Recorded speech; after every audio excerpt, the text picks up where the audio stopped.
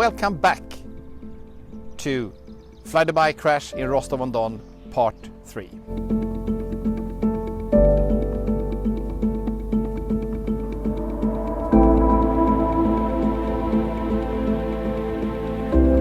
So, why airplanes crash analysis? The last 70 seconds, the commander, he lost the situational awareness completely. Perhaps the tipping point was when the co-pilot kind of asked him, flap 15. But the co-pilot never took over the controls. But what if the co-pilot had been pilot flying? Had the commander then taken over the controls?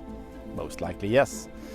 My own experience when I flew as a commander and when I flew as a first officer with other commanders, the commander is very, very focused and ready to take over at any seconds. However, it's not always the case.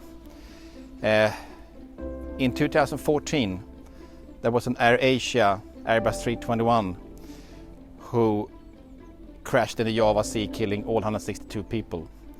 In that case, the co-pilot was pilot flying. And they were at about 10,000 meters and they were about to climb due to weather. And just when they initiated the climb, they lost all the automatics in the aircraft. And in 55 seconds, they had a pitch up with a speed of 55 knots. In this huge aircraft, it's just not doable. However, it is recoverable. At that high altitude, you can recover from this.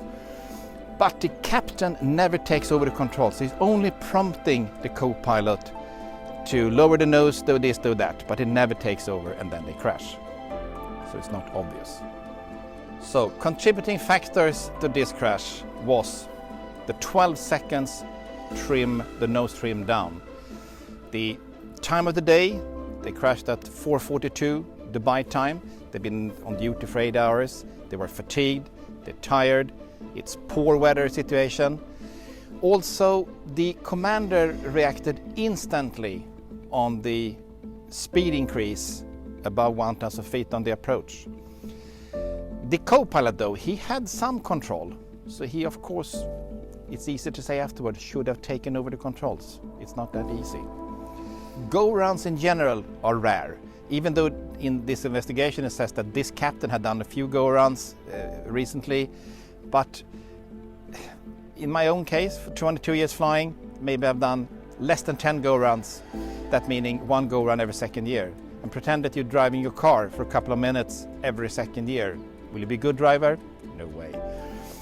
Another contributing factor, the culture, the corporate culture, the culture in the country where the commander comes from, the hierarchy in the flight deck, and the culture where the co-pilot comes from.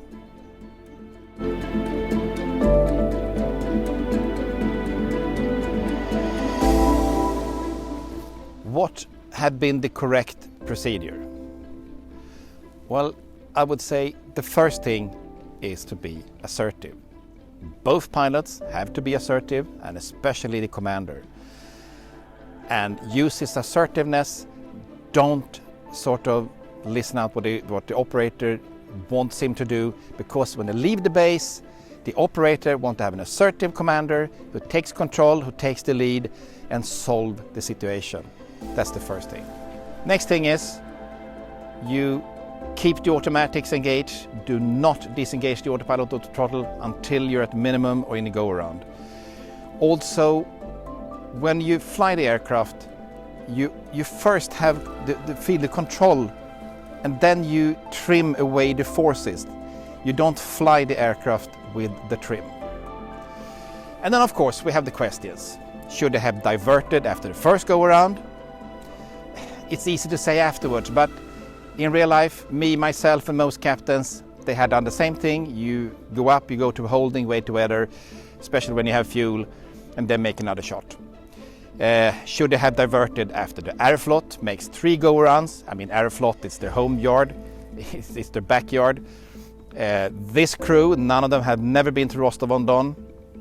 It's easy to say afterwards, they should have done, but no, I would say most pilots had stayed.